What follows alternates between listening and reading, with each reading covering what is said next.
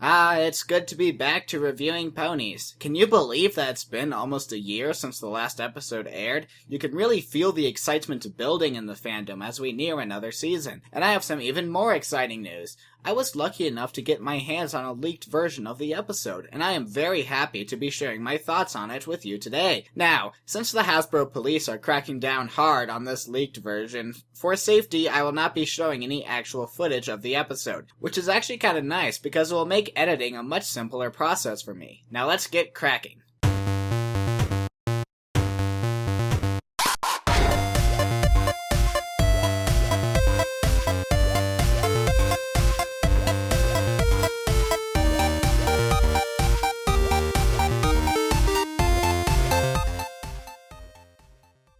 Season 5 is a season that people entered with a lot of questions, and just like Season 4, this season thankfully wastes little time putting those worries to rest. People who are critical of Princess Twilight's new castle will especially be pleased with this episode. Early on in the episode, we see the citizens of Ponyville expressing their concerns with the social status that Twilight has achieved. After all, is it really fair that such a small amount of ponies own a castle with more square footage than the entire rest of the town? Despite the best efforts of the main six to calm the townsfolk, these concerns keep boiling up and eventually explode. And before we even get to the title sequence, the proletariat violently storm the castle. This scene is fascinating, not to mention incredibly well animated. I knew I expected the show to start tackling more serious issues, but I never really expected this. The gruesome beheading of the bourgeoisie is a new direction for the show, and I was really pleasantly surprised by it. That being said, I do have one small complaint about this scene. The Marxist symbolism throughout the scene is obvious, and really, I thought it could have been subtler. Yes, I know the show was made for children, but even most preschoolers know all about the Bolshevik Revolution of the early 20th century. A bit more subtlety on the show's part could have conveyed the same message without looking like it was just beating you over the head with a copy of the Communist Manifesto, which the show spent a whole 5 minutes showing a pony reading from. Come on,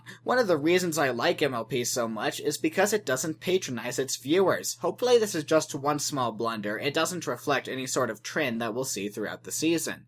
Anyway, after the revolution, the surviving main six are now hiding in the Cutie Mark Crusaders clubhouse. This sudden shift in setting works wonders for character development. Seeing the characters live without the sort of comforts that they are used to gives viewers a new, much more intimate perspective on the characters. And that's when we get to one of the more controversial scenes in the episode, the sex scene. A lot of people will be quick to dismiss this scene as a pace killer, and normally, when an episode does take up 60% of the episode's runtime, I would agree. But as I've said in my past reviews, I can let things like that slide if the scene still proves entertaining enough. And in terms of entertainment value, this scene rocks it. The animation is incredibly well done. Every movement feels impactful and deliberate, as well as a very strong focus on facial expressions. I've said it before, and I'll say it again. Expressiveness is what separates good animation from bad animation, and MLP is proving here that it has phenomenal animation.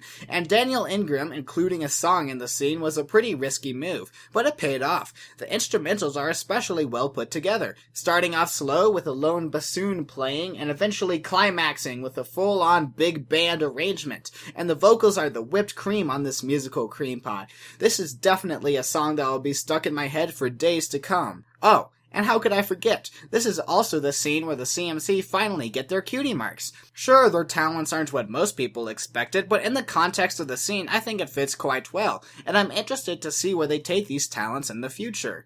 And with that, the episode ends. I can tell that there will be a lot of controversy with it, but you know me, always the optimist. I remember saying in my review of Twilight's Kingdom that I wanted to see the show take its theme of friendship to new levels, and boy did this episode do that. Personally, I can't wait to see where the rest of the season takes us. See you next week.